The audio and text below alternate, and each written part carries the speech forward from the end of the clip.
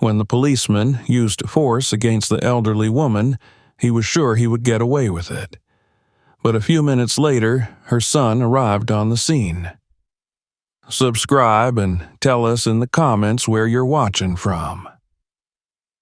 The evening air in Dallas was warm, carrying the scent of freshly cut grass from a nearby park.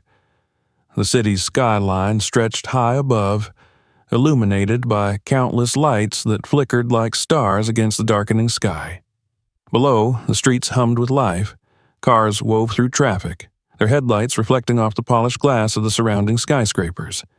Pedestrians moved along the sidewalks, some engaged in lively conversations, others lost in their own thoughts. The city pulsed with energy, a living, breathing entity that never truly slept. Amidst this urban grandeur stood a historic hotel, a towering relic of another era, its elegant architecture a stark contrast to the modern buildings that loomed around it. Tonight, its grand ballroom was the setting for a prestigious charity event, a gathering of dignitaries, philanthropists, and decorated veterans. The hall was bathed in warm golden light, casting a soft glow over the exquisitely arranged tables adorned with fine china and crystal glassware. The scent of gourmet cuisine lingered in the air, mingling with the subtle perfume of elegantly dressed guests who moved through the room with the practiced grace of high society. At the center of it all was Wilma Scarberry Norris, a woman who, despite her advanced age, carried herself with an air of quiet dignity. Her silver hair was styled neatly, her posture unwavering. She was not just the mother of a legend, she was a legend in her own right.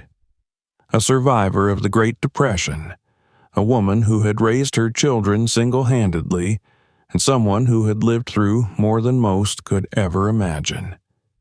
She had been invited to speak tonight, an honor that she accepted not out of vanity, but because she believed in the cause.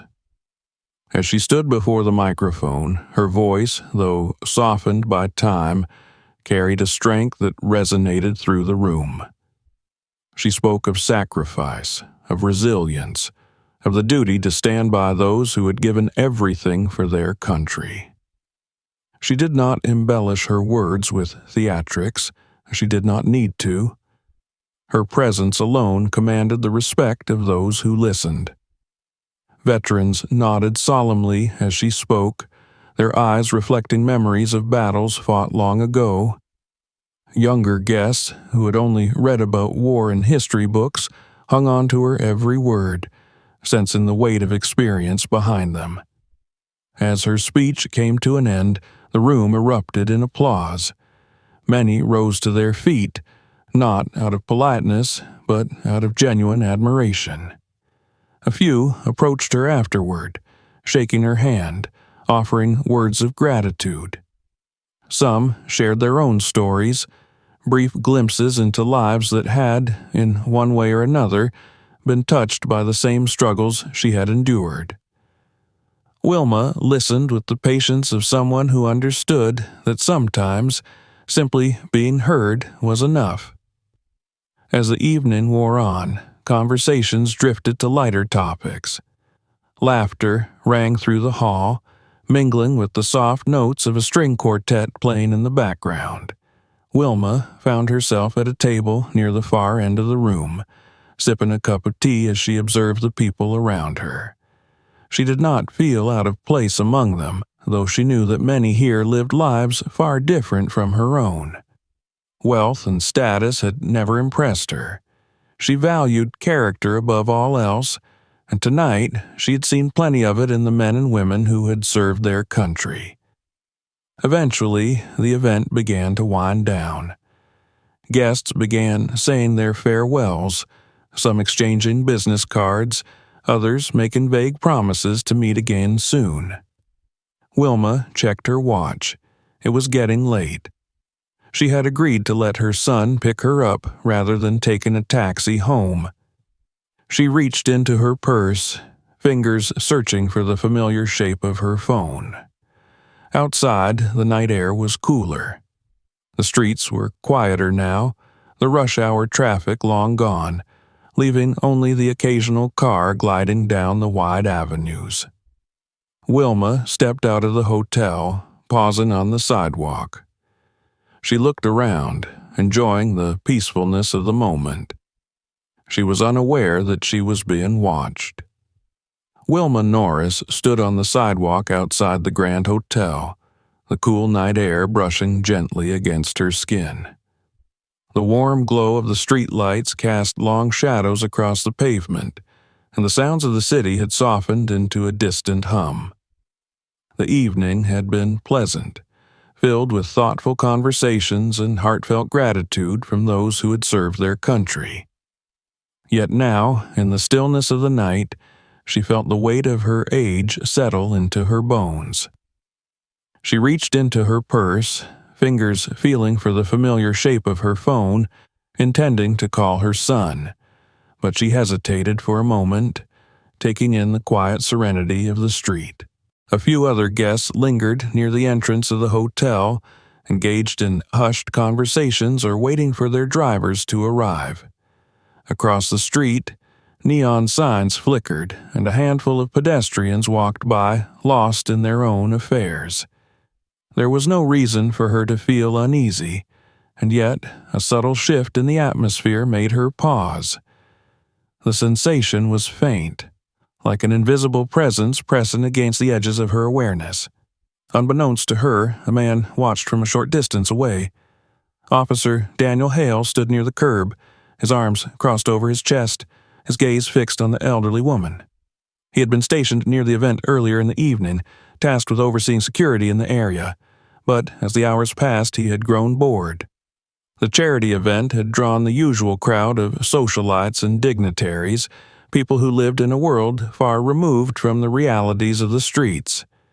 He had no patience for their empty gestures, their carefully curated displays of generosity.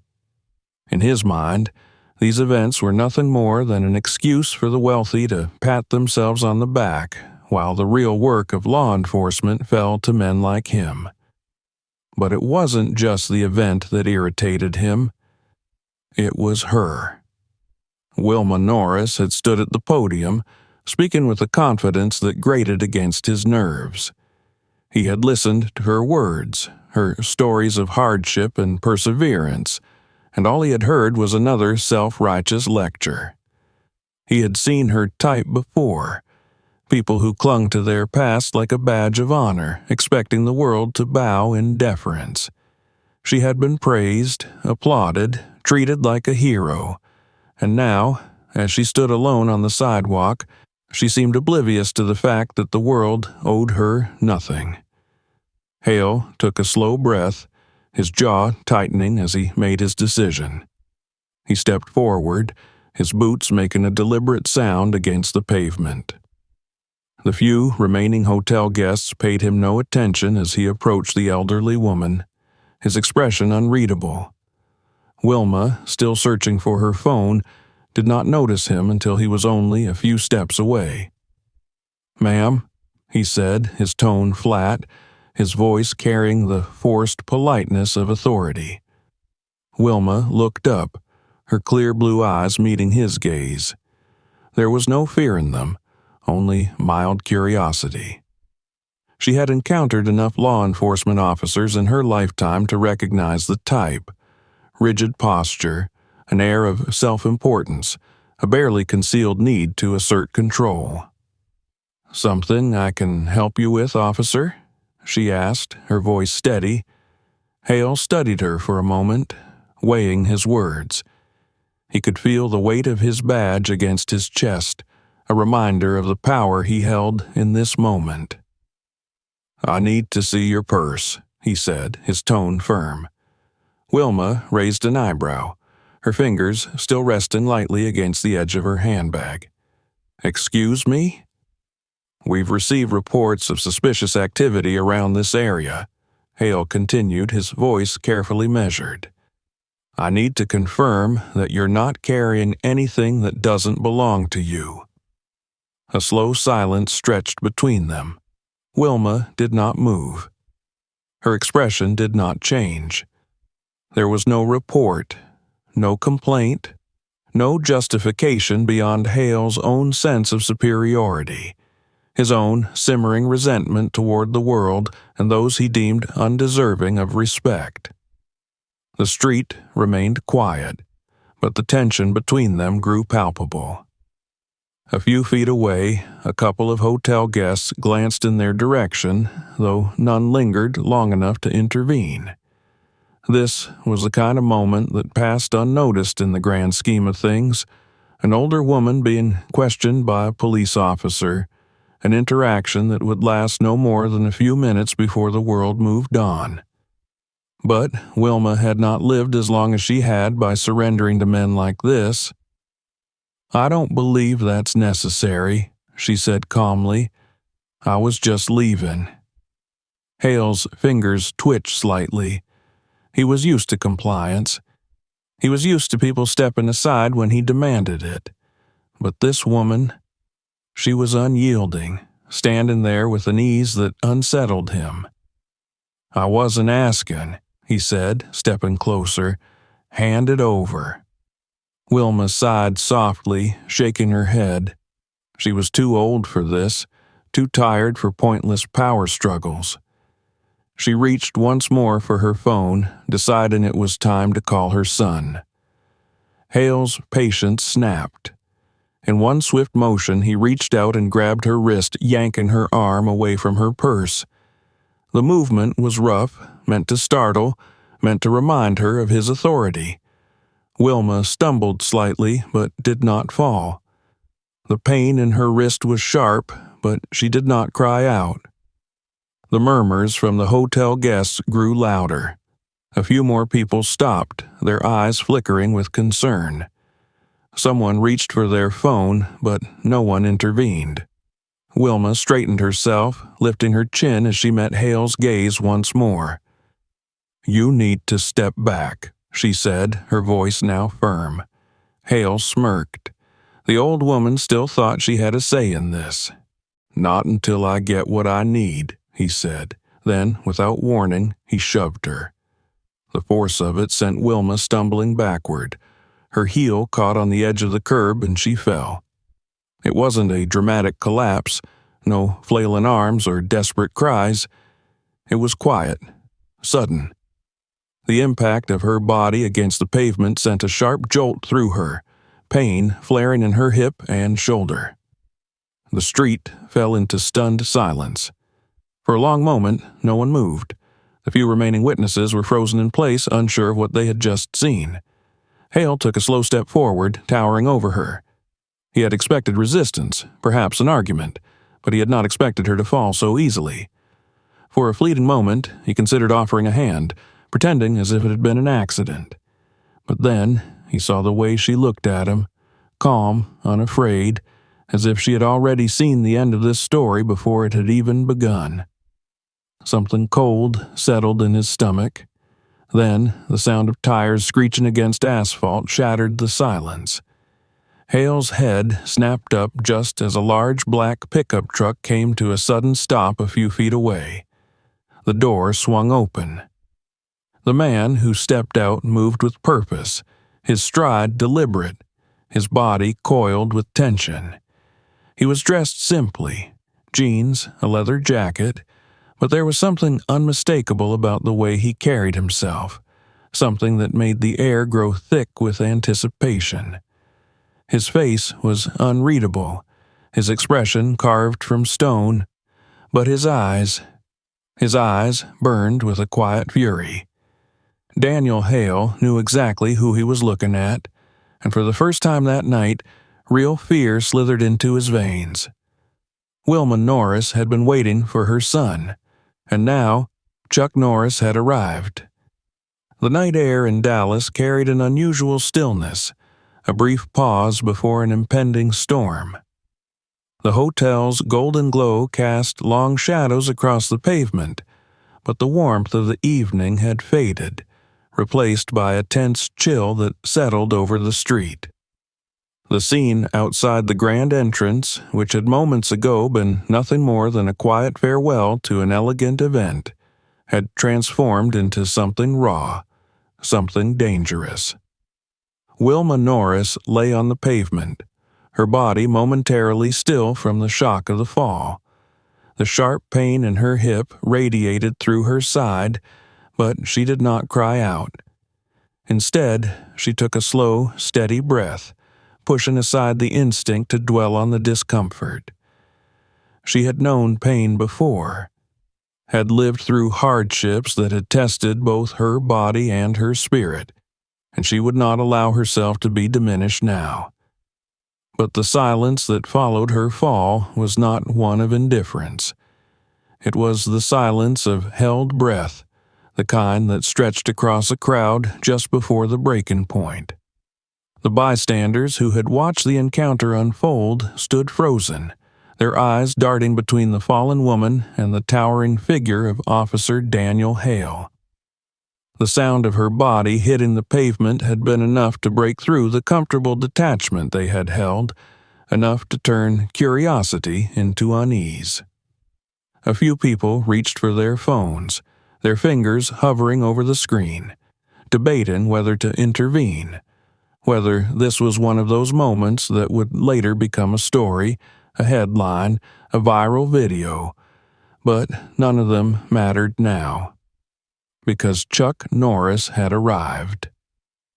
The heavy door of the black pickup had barely finished swinging open before he stepped onto the pavement, his boots landing with a quiet finality. His movements were precise, controlled, yet there was an unmistakable energy coiled beneath the surface, a quiet but overwhelming intensity that radiated off of him like heat from sun-baked asphalt. He was not running, not charging, not giving in to reckless haste. He did not need to, because when Chuck Norris moved, the world adjusted accordingly. The moment Hale's gaze lifted from Wilma, the confidence in his stance wavered. He had been caught in the act, his position suddenly not as assured as it had been just moments before. The officer had spent years wielding authority like a weapon, letting the weight of his badge silence resistance before it could take root. But none of that held meaning in this moment, because the man standing before him was Chuck Norris, and Chuck Norris did not recognize his authority.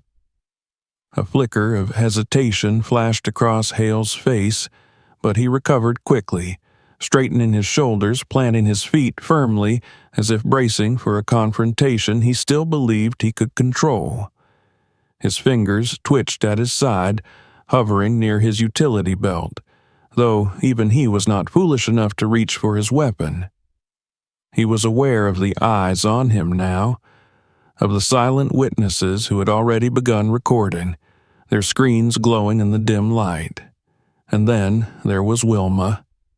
She had already begun to push herself up, her expression calm, her pride intact despite the throbbing pain in her body. Her son's presence was all the assurance she needed, and she met his gaze with quiet understanding. Chuck moved without hesitation, extending a steady hand toward her. Wilma took it, her grip firm despite the sting in her joints, and with minimal effort he helped her to her feet. She did not lean on him, did not let her body slump with the weight of her fall. Instead, she straightened her shoulders, standing tall, facing the man who had tried to make her feel small. Hale shifted, clearing his throat as if attempting to reassert his control over the situation.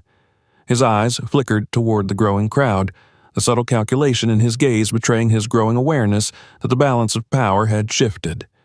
He needed to regain control before it was completely lost. "She resisted," he said, his voice flat, as if attempting to establish a foundation for his defense before anyone else could take control of the narrative. "She refused a lawful request." Chuck Norris did not respond immediately. He did not need to, because silence, when wielded correctly, could be more suffocating than words. Hale shifted again, discomfort creeping into the edges of his stance. He expected anger, expected a heated response, an accusation, perhaps even a direct challenge to his actions. What he received instead was something far worse: absolute stillness. Chuck's expression did not change. His gaze did not waver. It was the look of a man who had already assessed the situation, already determined the outcome, and was simply waiting for the rest of the world to catch up. The weight of that realization settled heavily onto Hale's chest. His breath came a little shallower now, though he fought to keep it even. He had dealt with confrontations before, had been in situations where authority was questioned, but this was different. This was not an argument. This was not a power struggle. This was judgment. And he was on the receiving end of it. A muscle in his jaw tightened as he forced himself to stand his ground. If she had just cooperated, this wouldn't have happened. The words barely left his mouth before the shift in the air became undeniable. It wasn't just the crowd. It wasn't just the quiet murmurs that had begun to ripple through the bystanders. It was Chuck Norris. Because the moment the officer had spoken those words, those careless, dismissive words, something had changed. It was not dramatic. There was no sudden lunge, no outburst of movement. And yet, in that fraction of a second, the certainty of what was about to happen became absolute. Hale swallowed. Chuck took a single step forward. The movement was deliberate, precise, like the shifting of tectonic plates beneath the surface of the earth.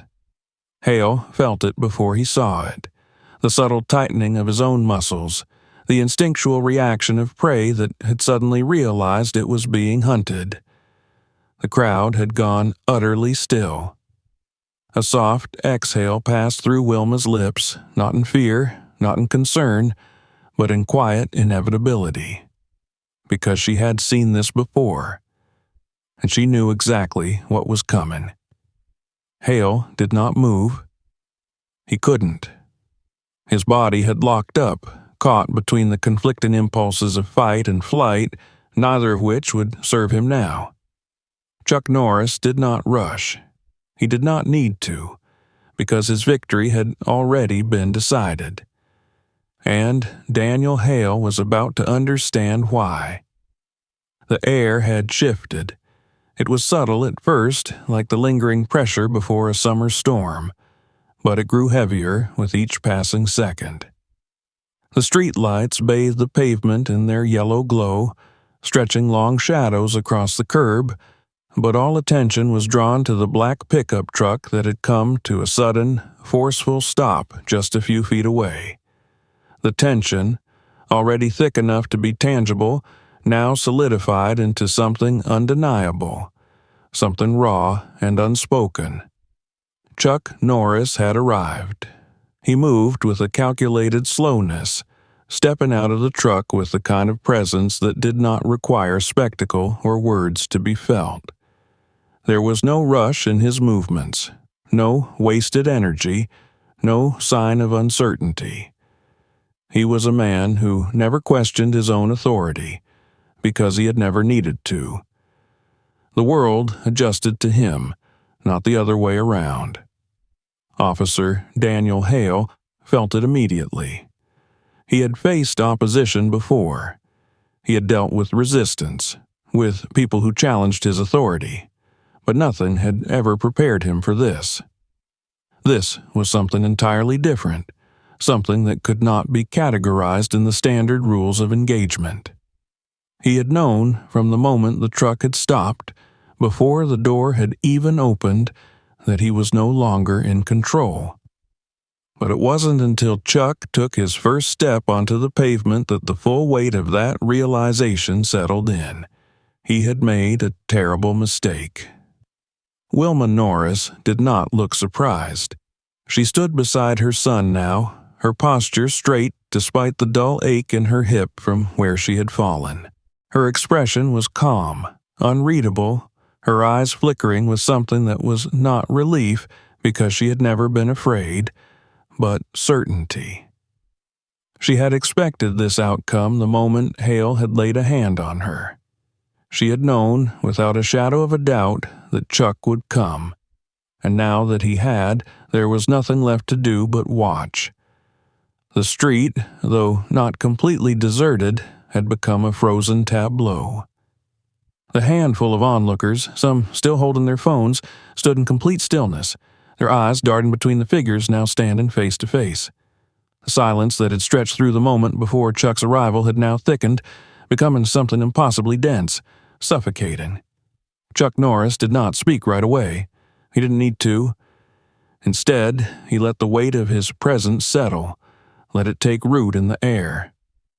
His eyes, blue and sharp as a blade against the dim light of the street, locked onto Hale with a steady intensity that did not waver. There was no anger in his expression, no fury or outward hostility. But that was precisely what made it so terrifying. Hale's pulse quickened despite himself.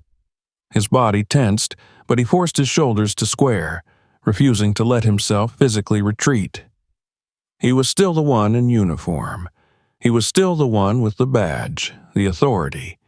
He had been in situations before where people had tried to intimidate him, had challenged him, but it had never mattered. He had always maintained the upper hand, had always been the one who dictated how things ended. So why did this feel so different? Chuck finally moved again, a single step forward, measured and deliberate. Hale fought the instinct to step back. He knew somehow that retreating would be the equivalent of surrendering completely, that even a fraction of hesitation would be an irreversible admission of defeat. So he did the only thing left to him. He spoke. "She resisted," Hale said, forcing his voice to remain steady. "I gave her a lawful order, and she refused to comply." Chuck did not blink. "She refused to surrender her bag when asked," Hale continued, his fingers twitching slightly at his sides. "She escalated the situation, not me." The lie fell flat before it could even take hold. The crowd knew it. The people who had been standing outside the hotel, who had seen the entire interaction unfold, knew it. And even Hale himself knew it. But he still clung to the structure of his authority, still tried to shape the narrative before it slipped fully out of his grasp. Chuck did not answer. Instead, he turned his head slightly, his gaze flickering to his mother. Wilma, who had been standing in unwavering silence, simply nodded, as if acknowledging the absurdity of what had just been said. She did not need to argue her case. She did not need to plead or explain. Chuck had already seen enough, and then, finally, he spoke. His voice was quiet, controlled, devoid of unnecessary embellishment. "No." That single word carried more weight than anything else spoken that evening. It was not a question, not an argument. It was a statement of fact. It was final, and it shattered Hale's already crumbling illusion of control. For a moment, the officer simply stood there, frozen in place, his body betraying the tension that had settled deep into his muscles. His mind raced, calculating, attempting to find some way to reassert his position, to wrest back even a fraction of the power he had lost. He came to a decision in an instant. He reached for his baton. It was a reflex, a desperate grasp for authority, a conditioned response to a challenge he did not know how to meet. But even as his fingers curled around the handle at his belt, even before he could pull it free, the movement was already a mistake, because Chuck Norris was faster. The moment the officer moved, Chuck shifted. There was no hesitation, no wasted motion. He did not need to wait to see what Hale intended, because he already knew. He had spent a lifetime reading the language of conflict, of violence, and he recognized the moment before it happened. And so he struck. His hand shot forward, catching Hale's wrist with a precision that was almost surgical. The force of the impact sent a sharp jolt through the officer's arm, his grip instantly loosening on the baton before it could even be fully drawn. In the same motion, Chuck stepped in, pivoting his body with a speed that defied his age, and with a controlled but undeniable force, he twisted. Hale barely had time to register what was happening before his body followed the motion, his balance completely ripped from beneath him. His feet left the ground for a fraction of a second before he slammed into the pavement with a force that sent a dull crack echoing through the street. His breath left him in a strangled gasp, the wind knocked fully from his lungs. The baton clattered uselessly beside him. The crowd did not cheer. They did not shout. They simply watched, transfixed, as the scene unfolded before them as a man who had, moments ago, held complete authority over this street, now lay sprawled on the pavement beneath Chuck Norris. And Chuck had not even broken a sweat. For a long moment, Hale did not move. His chest heaved as he fought to pull air back into his lungs, his entire body momentarily stunned by the sheer speed and efficiency of the takedown. He had been overpowered before, had even been caught off guard in the past, but nothing had ever felt like this. Because this wasn't just an act of retaliation, this was judgment. Chuck Norris did not look down at him with satisfaction, nor with anger. His expression remained unreadable, as if the outcome had been predetermined, as if this had never been a fight to begin with. Then, finally, he spoke again. "You hit my mother." The words were not loud, not aggressive, but they carried a weight that pressed against the night air like the slow, inevitable pull of gravity. Hale did not answer, because for the first time in his life, he did not know how. The world had changed. It was not in any visible way, not in the way the streetlights flickered or the city hummed with life in the distance, but something in the very air itself had shifted. The moment Chuck Norris had spoken, the moment he had stood between his mother and the man who had dared lay a hand on her, reality had tilted in an irreversible direction. The balance of power had been undone, and nothing could restore it to what it had been before. Daniel Hale lay on the ground, his body twisted in the awkward sprawl of someone who had just been introduced to forces far beyond his comprehension. His breath came in ragged bursts, his chest rising and falling as he struggled to process what had just happened.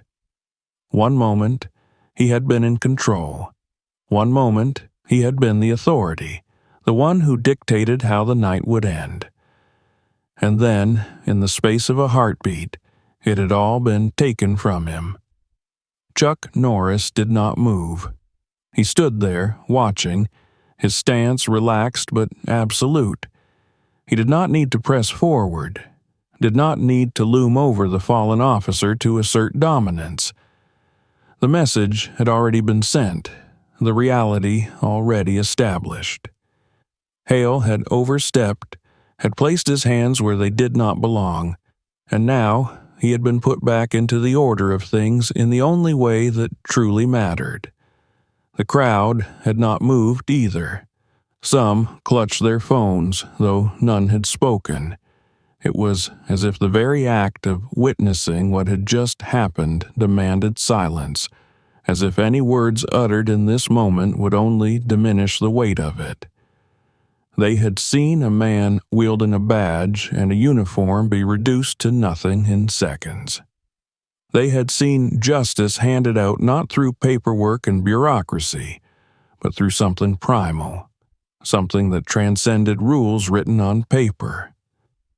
Wilma Norris watched as well. There was no surprise in her expression, no shock or disbelief. She had known what would happen the moment she had seen her son step out of that truck. She had known, just as surely as she had known the feel of Texas soil beneath her feet as a child, that this was an inevitability. Chuck did not tolerate injustice, did not look the other way when those who were meant to serve instead used their power to harm. He had always been this way. And now Daniel Hale was learning that lesson in the only way it could be taught. Hale groaned, his fingers twitching against the pavement as he attempted to push himself upright. Pain radiated through his arm where Chuck had gripped him, and humiliation burned in his gut with an intensity that nearly outmatched the physical ache. He had never been handled like this before, never been put down so efficiently, so effortlessly. He gritted his teeth, forcing his body to cooperate, forcing himself to rise despite the silent eyes upon him. Chuck still had not moved. Hale's pulse thundered in his ears. He should have been angry, should have felt the rush of fury that came with being challenged, with being put in his place. But all he felt was fear. It was unfamiliar, unwelcome, but undeniable. It clung to him, wrapped around his spine and coiled in his stomach, whispering the truth that his pride refused to acknowledge. He was outmatched, completely, utterly, irrevocably. Chuck took a slow step forward. It was not an aggressive motion, not a lunge or an attack, but it sent a tremor through Hale's entire body nonetheless. His feet instinctively shifted backward, his weight redistributing as though his very muscles had betrayed him, recognizing the danger before his mind could catch up. But there was no escaping this now. "You hit my mother," Chuck said again, and this time it was not just a statement. It was a verdict. Hale swallowed, his throat dry, his pulse hammering. He could not afford to show weakness, could not afford to let this man think he had been defeated. His entire life had been built on the foundation of control, of enforcing authority with his presence alone. He had stood in front of criminals, had dealt with men who thought themselves tough, and he had never backed down. But Chuck Norris was not like those men. There was no bravado in his stance, no arrogance in his expression. He did not carry himself like a man who needed to prove his strength, because his strength was self-evident. He did not threaten, because threats were only necessary when doubt existed, and there was no doubt here. Only certainty. Hale opened his mouth, forcing words to come, forcing himself to salvage whatever shreds of dignity he had left. "She resisted," he said, and even as the words left his mouth, he knew they were worthless. Chuck took another step. Hale's hands twitched, instinctively moving toward his belt, toward the tools that had always served as his crutch, his assurance that he would always have the upper hand. The baton, the cuffs, the weight of the badge. None of it meant anything now. Chuck's eyes flickered downward, just briefly, as if noting the movement before returning to Hale's face. He did not need to say anything. The silence that followed was worse than any words could have been. Hale clenched his jaw. He could not stand there and let this happen, could not allow himself to be reduced to nothing in front of the very people he was supposed to control. His fingers tightened, his muscles tensed, and then, before he could even think to act, Chuck moved. It was fast, too fast. Hale barely registered the shift before pain exploded through his chest.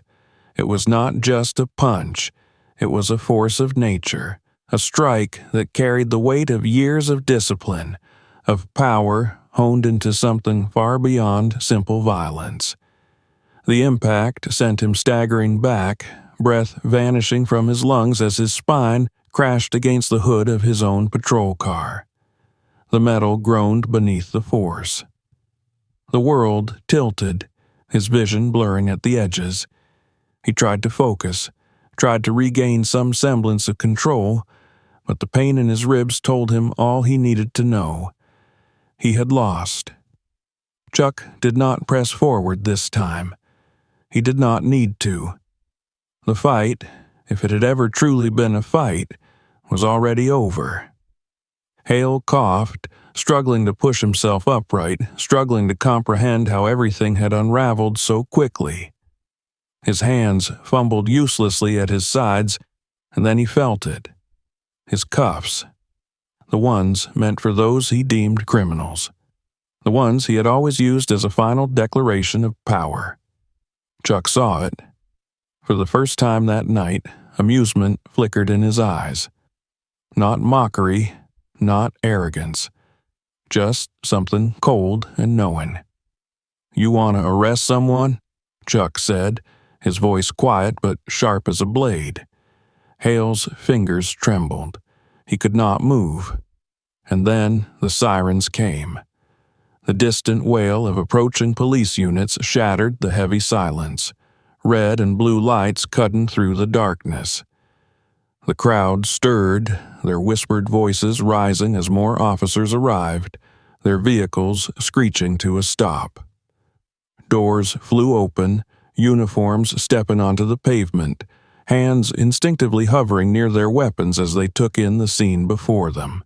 And at the center of it all, Chuck Norris stood unmoved. Hale sagged against his patrol car, his body screaming in protest. But the worst part was not the pain. It was the knowledge that even with the arrival of reinforcements, even with the badge still pinned to his chest, nothing would change the truth of what had just happened. He had lost, and now there was nothing left but the consequences. The red and blue lights cut through the darkness, flickering against the polished glass of the hotel's facade, casting warped reflections across the pavement.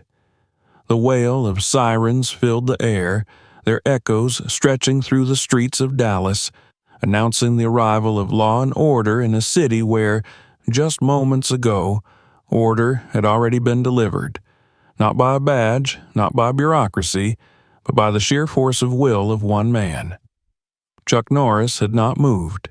He stood as he had stood before, feet planted, arms relaxed at his sides, his expression unwavering.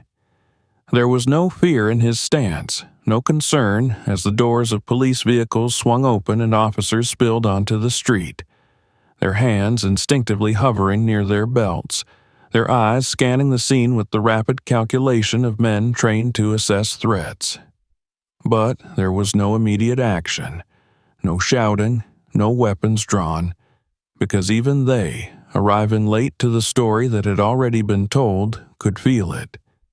The atmosphere was thick with it, with something beyond words, beyond the procedural steps they had been taught to follow.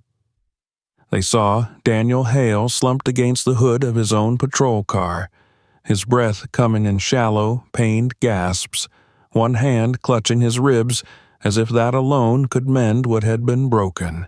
They saw the bystanders, frozen in uneasy silence, their phones still lifted, capturing every frame, documenting what no amount of damage control could erase. And then, finally, they saw him. Chuck Norris. The name was not one they had expected to encounter tonight, but it was a name every man in uniform recognized. A name that carried with it a weight that transcended fame, that carried an unspoken understanding of what it meant to stand in his presence. Some of them had trained under his philosophy, had grown up watching him embody the very discipline they had sworn to uphold. Some had whispered his name in jest, in the tall tales and exaggerated myths that surrounded his legend, but no one joked now, because this was no myth. This was reality. One of the officers, a sergeant by the markings on his uniform, stepped forward. His name tag read Harrison, and his face, though hardened by years on the force, held a flicker of uncertainty. He had not been here to see how it had started, had only arrived in time to witness the remnants of a fight that had already ended. He looked at Hale, at the way his fingers twitched against the pavement, at the shame and barely contained rage in his eyes, and he understood. Hale had lost. Badly. And now it was on him to determine what happened next. "Somebody want to tell me what the hell is going on here?" Harrison's voice cut through the silence, sharp but not aggressive. He was trying to regain control, to reassert command over a situation that had long since slipped beyond procedure. No one answered right away. Not the crowd, not Hale, and certainly not Chuck. Instead, it was Wilma Norris who finally spoke. Her voice was steady, unwavering, carrying with it the weight of a woman who had lived through enough years to see the world for what it was, who had faced worse men than Daniel Hale and had never once bowed to them. She spoke simply, with no embellishment, no unnecessary emotion. "He hit me," she said. 3 words, and that was all it took. The crowd shifted, murmurs rising among them, the energy shifting once more. Several people stepped forward, voices overlapping, each eager to confirm what they had seen, what their phones had already captured.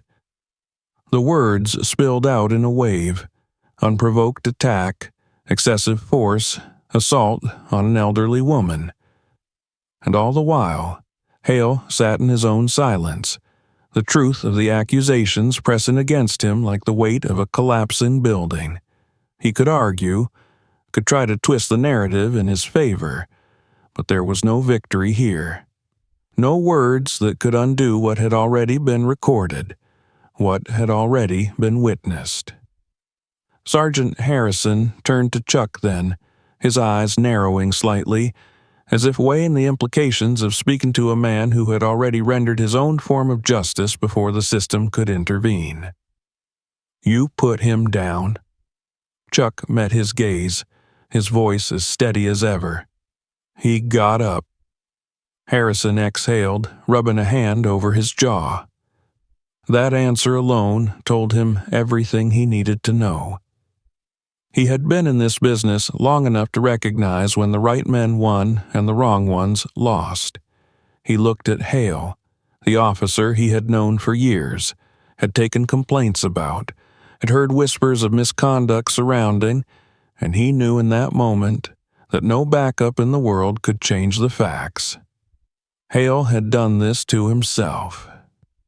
Harrison nodded once, as if finalizing his own verdict. He turned to one of the other officers, a younger patrolman whose nervous energy made it clear he was new to the force. "Cuff him." The words landed like a stone in the dead air. For a split second, Hale did not react, did not seem to comprehend that the command had been directed at him. But as the officer hesitated, stepping forward cautiously, realization struck. His body went rigid, his breath coming faster, and the flicker of fear that had taken root in his chest bloomed into full-fledged panic. "No," Hale rasped, shaking his head. "You can't." "Officer Hale," Harrison cut him off, his voice brooking no argument. "You're under arrest for assault and excessive use of force. You'll be taken into custody and processed accordingly.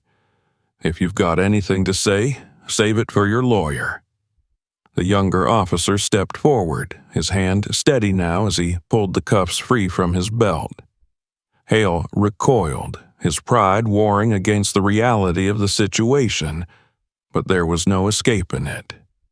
Not this time. His fingers curled into fists, his eyes darting toward Chuck, as if looking for something, anything, to justify what had happened. But Chuck did not give him that satisfaction. He did not gloat, did not smirk, did not speak. He simply stood, watching as the cuffs were clicked into place, as Hale's fate was sealed. The crowd reacted in waves.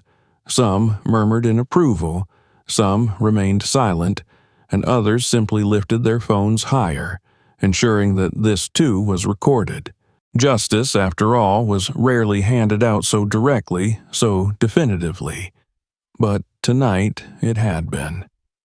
Wilma stepped beside her son, her presence as steady as ever. She did not need to say thank you, did not need to acknowledge what he had done for her.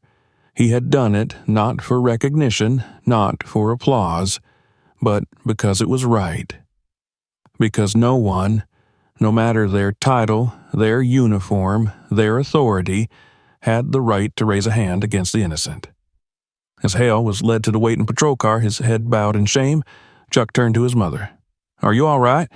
Her lips curled into a small, knowing smile. "I will be," she said, and with that, Chuck nodded, guiding her toward his truck. The night was over. Justice had already been served.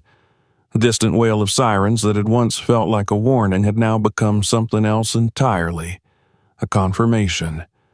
A declaration that what had transpired tonight was no longer contained within the small stretch of sidewalk in front of the hotel. No longer a moment that could be ignored or dismissed. The truth had already been seen, recorded, and now it was being answered. The flashing red and blue lights reflected off the polished windows of the surrounding buildings, dancing in sharp, jagged patterns across the pavement as police cars screeched to a halt. The weight of their arrival pressed down upon the moment, shifting the energy of the street once again. But Chuck Norris remained unchanged. He stood where he had stood before, his body relaxed, his breathing steady, his expression unreadable. The world moved around him, adjusting, reacting, but he did not. The fight, if it could even be called that, was already over.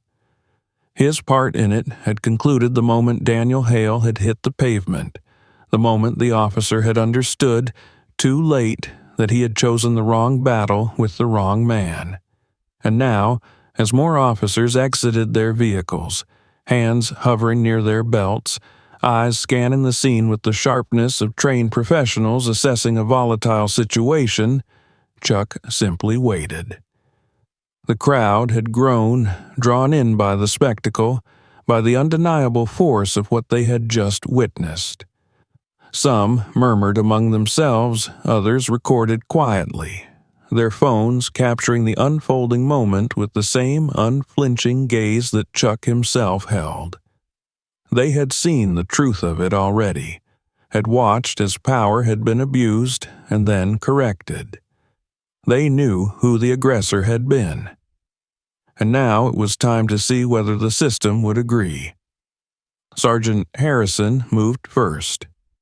His expression was unreadable, his posture that of a man balancing his duty with the understanding that what had happened here tonight was not as simple as a procedural report would later try to make it. He looked at Daniel Hale, still slumped against the patrol car, his hands now cuffed, his breath ragged. He had been on this force long enough to know what had happened even before hearing a single word. The bruises forming on Hale's face, the way his fingers still curled inward as if clutching at something that had already slipped through them, it was all the proof he needed.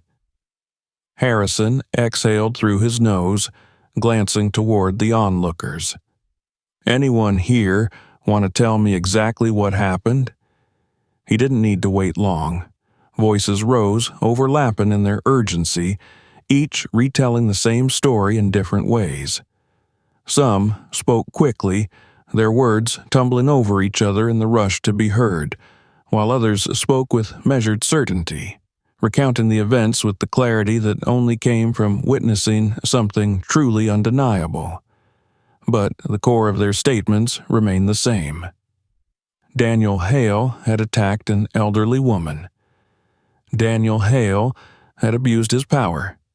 Daniel Hale had hit Wilma Norris, and Daniel Hale had been stopped. Harrison listened, his expression not changing, his gaze flickering between the crowd and the man in question. Hale did not speak. His head was lowered slightly, his jaw tight, his breathing measured in a way that betrayed the simmering humiliation beneath the surface. He had no defense, no justification. His actions were not only witnessed, they were recorded, preserved in the digital memories of the dozens of phones still held aloft, their screens reflecting the red and blue of the flashing lights. When the voices finally died down, Harrison turned his gaze toward Chuck. He had known who he was from the moment he had stepped out of the truck, had recognized him before he had even been close enough to make out his face. There were few men whose reputations preceded them with such certainty, whose names carried the weight of unshakable respect, even in a world where legends were often exaggerated. But this was not exaggeration, it was fact. Harrison studied him for a moment, then spoke. "Mr. Norris?" Chuck gave a slight nod. "Sergeant."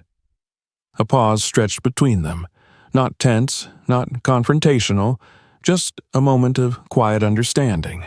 "You put him down?" Harrison asked, not as an accusation, but as a statement of fact. Chuck's voice was even, calm. "He got back up." Harrison let out a slow breath, shaking his head slightly. He turned back toward Hale, who had finally lifted his head, his eyes filled with the desperate, simmering anger of a man who knew he had lost but refused to accept it. "You really hit an old woman?" Harrison's voice was low, almost disbelieving. Hale's lips pressed into a tight line, his jaw working as if he were trying to form words, but couldn't find any that would save him. He could have denied it, could have fought against the inevitable, but he knew, just as surely as everyone else on this street knew, that there was no room for lies anymore. Harrison's disappointment was clear, but there was no sympathy in it, only resignation. "Get him out of here," he said, gesturing toward one of the other officers. The younger patrolman hesitated for only a second before moving forward, gripping Hale's arm and guiding him toward the waiting squad car. The walk felt longer than it was, every step echoing with the weight of his disgrace. The door was opened, and without another word, he was pushed inside. The door slammed shut behind him, sealing his fate as definitively as Chuck's fist had sealed it before. The crowd shifted again, whispers rising among them. Some clapped, some simply nodded to themselves, as if reassured by what had just happened. Justice, so often elusive, had been delivered in the simplest and most direct way possible. Harrison turned back to Chuck. "You want to press charges?" Wilma, who had remained quiet through most of this, finally stepped forward. Her gaze, steady and sharp, met the sergeant's. "I just want to go home," she said. Harrison nodded. It was enough. With a final glance toward the remaining officers, he gave a short command to clear the scene. The crowd began to disperse, murmuring among themselves, their attention already shifting toward what would come next. Some still watched Chuck as he moved, as he placed a careful hand on his mother's shoulder and guided her toward the waiting truck. The night was over, but the story would live on. As Chuck opened the passenger door, helping Wilma into her seat with the same gentle care that had always defined his strength, a voice called out from the remaining crowd, "Mr. Norris." He turned, his expression unreadable. A young woman, no older than 20, stood near the curb, her phone still in hand, but now lowered. There was awe in her gaze, admiration, but not just for what he had done. "For your mother," she said. Wilma smiled softly, a flicker of something warm passing through her features. Chuck said nothing. He simply gave a slight nod before stepping into the driver's seat. The engine roared to life, the low, steady growl of a machine as dependable as the man who drove it. As the truck pulled away from the curb, the street remained behind, forever changed by what had transpired. The echoes of the fight, of the fall, of the justice delivered without hesitation, would linger here long after the headlights disappeared into the Dallas night. And Daniel Hale, sitting in the back of a squad car, his wrists bound in the same metal he had once wielded against others, would have the rest of his life to understand exactly why. The city stretched out before them as the black pickup rolled steadily down the quiet streets, the echoes of the night still lingering in the silence between mother and son. The flashing lights had faded behind them, swallowed by the distance, but the weight of what had happened remained. Dallas had witnessed something tonight. It had seen justice delivered not in a courtroom, not through drawn-out proceedings and legal maneuvering, but in the most direct, unshakable way possible. The story would spread, whispered between bystanders, captured in videos that would find their way onto the screens of millions. But inside the truck, none of that mattered. Chuck Norris drove with the same calm control he had displayed throughout the night, his hands steady on the wheel, his expression unreadable. He had always been a man of action, a man who did what needed to be done without hesitation, but that did not mean he did so without thought. The adrenaline had long since settled, the immediate need for response had passed, and now, as the city lights flickered past the windows, there was only reflection. Wilma sat beside him, her back straight, her hands folded neatly in her lap. There was no sign of fear, no lingering distress in her posture. She had never been the kind of woman to cower in the face of adversity. Even now, after being knocked to the ground, after being forced to endure a moment of cruelty she had not deserved, she remained as she always had been, resilient, unwavering. The pain in her hip still throbbed dully, but it was nothing she had not endured before. Pain was an old companion. For a long time neither of them spoke. The truck rumbled beneath them, the quiet hum of the engine filling the space where words might have been. But Chuck knew his mother well enough to understand that silence did not mean uncertainty. She was not waiting for him to say something profound, not expecting him to offer words of reassurance. She did not need them. Still, after several minutes, he finally broke the quiet. "Are you sure you're all right?" Wilma turned her head slightly, studying him. The streetlights cast long shadows over his face, emphasizing the hard lines that time had etched into his features. He was not a young man anymore, though to most he seemed as invincible as he had always been. He was still Chuck Norris, the fighter, the warrior, the legend, but to her he was still just her son. She offered a small, knowing smile. "I've been through worse." Chuck exhaled slowly, his fingers flexing against the wheel. He had known she would say that, but it did not ease the slow burn of anger still simmering beneath his skin. He had been raised on the values of discipline and restraint, on the belief that strength was meant to protect, not to harm. And tonight he had been forced to watch as a man who had sworn an oath to uphold justice had instead used his power for cruelty. "You didn't have to do what you did," Wilma said after a moment, though there was no reproach in her voice. Chuck glanced at her, his jaw tightening slightly. "Yes, I did." Wilma nodded once, as if acknowledging something she had always known to be true. Chuck had never been the kind of man to stand by when others were wronged. It was not in his nature to watch injustice unfold and do nothing. And when it was his own mother who had been harmed, there had never been another outcome. "You didn't let him get away with it," she said simply. "That matters." Chuck said nothing. He didn't need to. They drove on, the city thinning as they left the heart of downtown behind. The buildings grew shorter, the lights less frequent. The road stretched long ahead of them, leading toward the quiet familiarity of home. Chuck had spent his life moving through the world, had fought on countless battlefields, both real and cinematic, had been many things to many people. But in the end, he always came back here. Wilma let her gaze drift toward the window, watching as the city gave way to quieter streets. What do you think will happen to him? She did not need to specify who she meant. Chuck kept his eyes on the road. He'll be processed, booked. He'll get his day in court like everyone else. Wilma hummed softly. And what if they let him off easy? Chuck's grip on the wheel tightened slightly, but his voice remained even. They won't. Wilma studied him again, taking in the certainty in his tone.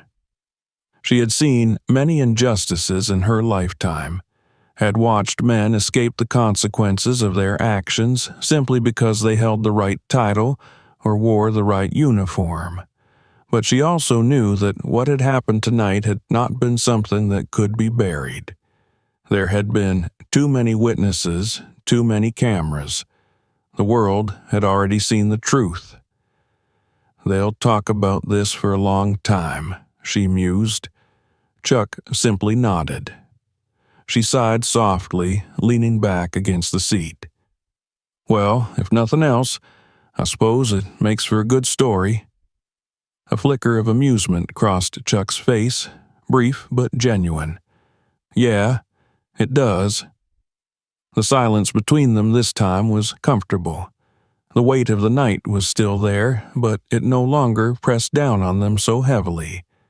The road ahead stretched long and open, the kind of road that offered clarity, that allowed for the unwinding of tension, the settling of thoughts.